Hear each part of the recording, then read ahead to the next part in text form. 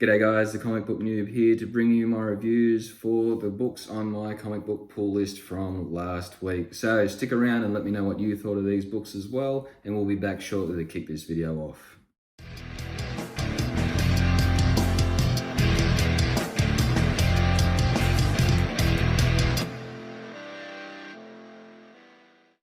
Alright guys, we're back. So yeah, like I said, we are bringing my reviews from my pull list from last week. So yeah, we'll get into it. Comment, let me know what you thought of these books, if you picked them up as well, or were you thinking about picking one up and I've maybe swayed you in and out of getting it. So it'll be interesting to know. Let me know what you guys think as well. So the first one, I was expecting a lot more out of this book than what I got. Rescue 2020 the artwork was bad, the storyline was bad, I didn't like it anyway. They're trying to bring back Tony Stark by getting DNA from his parents, which, whatever. So Pepper goes around to get it from his mum anyway. And you got this robot rebellion thing going on where the smart devices are wanting to kill people, and it just, for me I was expecting good things with this, and it just sucked. The best thing about this book was the variant cover art by Jen Bartel, I believe. But yeah, I will not be picking up number 2. That book just completely undersold any of the Iron Man franchise that they're coming out with at the moment for me. So I won't be picking up any of that, I don't think, unless there might be a good book in there somewhere. But Rescue 2020, off the list, off the pull list. So, and then we've got Mary Jane 4, and I picked up Mary Jane 5 as well. Now 5 came out last week. 4 was the catch-up issue I needed to catch up on everything. 4 fell a little bit flat, where it just sort of, I really dug issues 1, 2, and 3. 4 is just basically a continuation of the story, which is fine. Basically, the actor that plays Spider-Man leaves because the light almost falls on him in the 3rd issue. And then, it just, it keeps going. They keep shooting, and, that's basically it. The Savage Six are still after trying to find where the set is, and they end up catching the actor that played Spider-Man and quit at the end. And also they've decided now Mary Jane's going to play Spider-Man for the last scene they need. So that was pretty much what it was. It is what it is. I enjoy the story, but that just felt like a little flat. Number five was a better issue, I believe. They're starting to wrap up filming and everything. They've got one. Mary Jane's finished her last shot, and then there's an hour. I think they've got an hour of film left to shoot, and then so Mary Jane's done. She goes off walking, and then the Savage Six appear, and she notices them. So then she tries to hold them off so they can finish filming, and you got 6 super villains, and she's got no superpowers, and she manages to hold them off until they're able to finish shooting. And then Mysterio's, I won't call them super villains because they're really not playing a villain here, but Mysterio's superpowered friends that are helping on the set come, and then they have a battle, and that's basically it. So it's going to wrap up with number 6, issue 6, I believe, next month. So yeah, it is what it is. It's a good little short story. All right, next on the list, we picked up Daphne Byrne 1. There goes my dogs running out of the goddamn house. Daphne Byrne 2 and Daphne Byrne 3. Daphne Byrne 3 came out last week. But yeah, I was missing issue 1, I think. I think I picked up 2, but I didn't have 1. But anyway, I was expecting a little more out of the story. Daphne's dad's already died, and her mum's visiting this medium to talk to her husband. Daphne comes in contact with this entity, and it starts to shadow her, more throughout the book. It kind of happens at the end of that book. You can't you start to you start to see like the characters like a bit of a loner, I guess. Whether that's happened because her father's died or she was like that before, you don't really know. I don't think it's really important to the story, but yeah, and then it sort of just continues along in there. Like the mum's still going to this medium, still wants to get in contact. Daphne's realised that the medium's full of shit, and things start getting weird with the entity that's shadowing Daphne, and yeah, it just becomes more weird, and then like I think it starts off with her trying to kiss the entity in the third book, and things are kind of starting to happen now too. Like the mum's gone into the medium. They've like drugged her tea, and it looks like they're going to be using the mum's body like this. The medium's part of this cult type thing, and it looks like they're going to use Daphne's mum's body for a vessel for some higher being. It's not a bad book, but I'm probably expecting like sort of a more of an expansion on sort of what's going on with everything. I guess it's like getting a meatball sub at Subway, and you're only getting the meatballs on your sub, and you're not getting you don't have the cheese and whatever other fillers you like on it. It's like you've been given the bare basics basically. But yeah, I mean it's a good book, but it's it is what it is, I suppose. But that's the disappointing thing about it. I'm halfway through it and not a lot has happened, I guess, is what I'm trying to say. So we'll move on. Batman number 90. This was a good book. The artwork was great. The story kicks off with Deathstroke being chased by I think it was drones operated by Harley Quinn, and then that's it. So I don't know what's happening on that regards, because this is my first Batman single issue that I'm reading. And then it basically just goes on to Catwoman telling Bruce or Batman about the previous meeting that herself, the Joker, the Riddler, and the Penguin had with meeting this character called the Designer.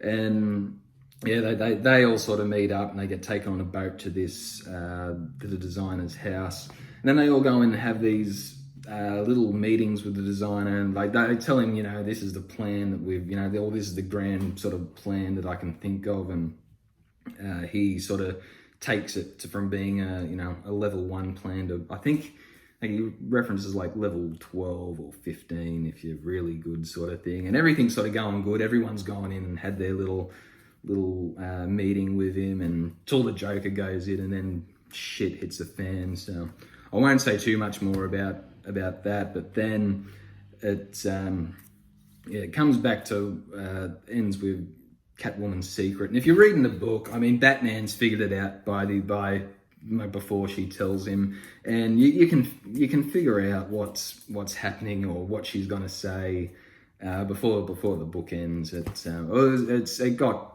pretty obvious fairly quickly through the book. So, but yeah, that was a good read. I enjoyed it.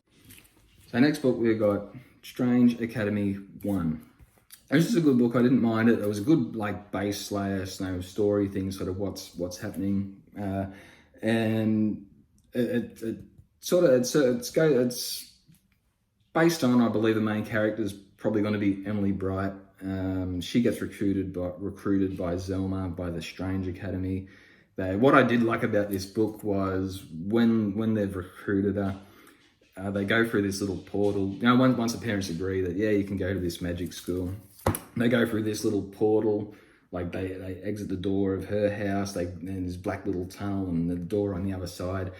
And Emily's like, what does that smell? And then they open the door up and they're like, it's Bourbon Street, New Orleans. And if you've ever been to Bourbon Street, New Orleans, you know the smell I'm talking about. It's not a particularly good one.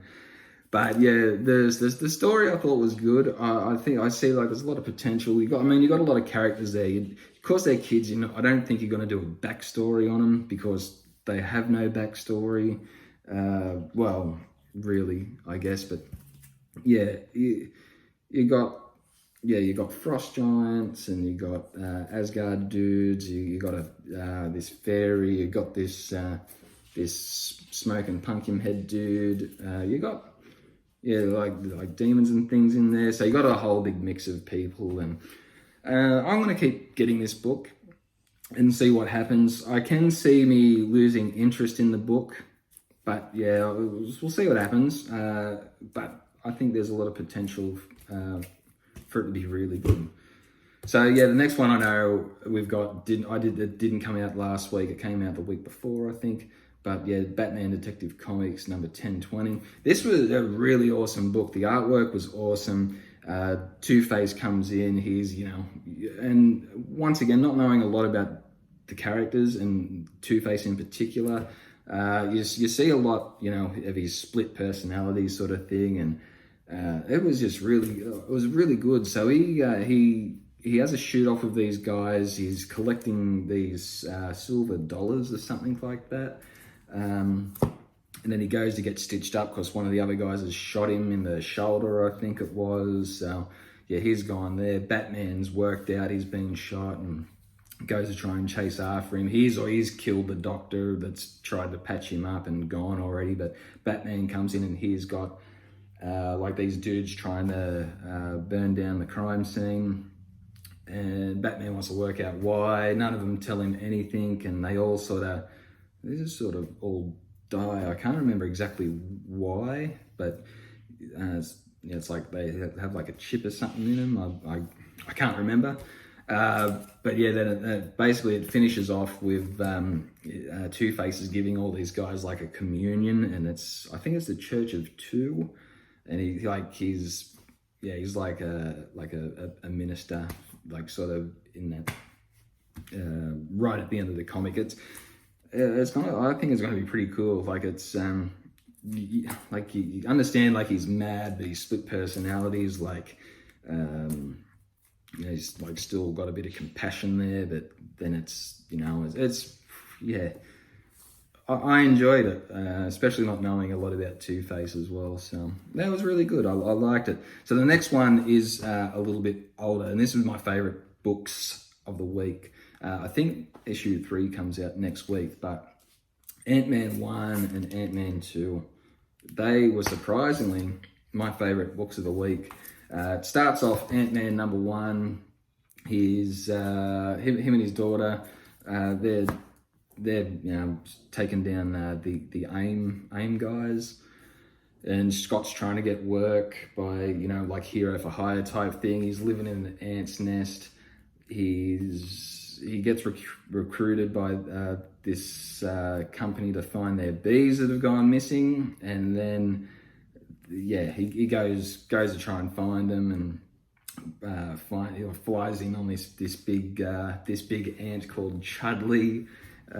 He finds the bees in their swarm, so they have a little battle, and then like Swarm's explaining to him, I need all the bees to try and beat these 3 guys that just appear at the end of the issue. And then at the start of number 2, they have another battle there, and they escape, and then Swarm is explaining to Ant-Man, why they're after him. Like he kind of sort of created them, but he was forced to by this new villain that appears called Macrothrax, I think it was.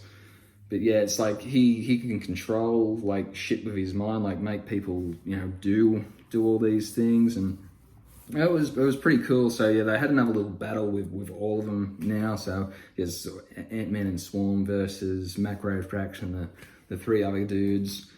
They end up escaping, and everyone sort of takes their leave. Ant-Man's very reluctant with Swarm because he's like a Nazi collaborator dude, and so he wants no part of sort of saving him, but he does anyway, kind of. And then, yeah, like he's like, all right, job's done. And he's like, hang on, where's Chudley?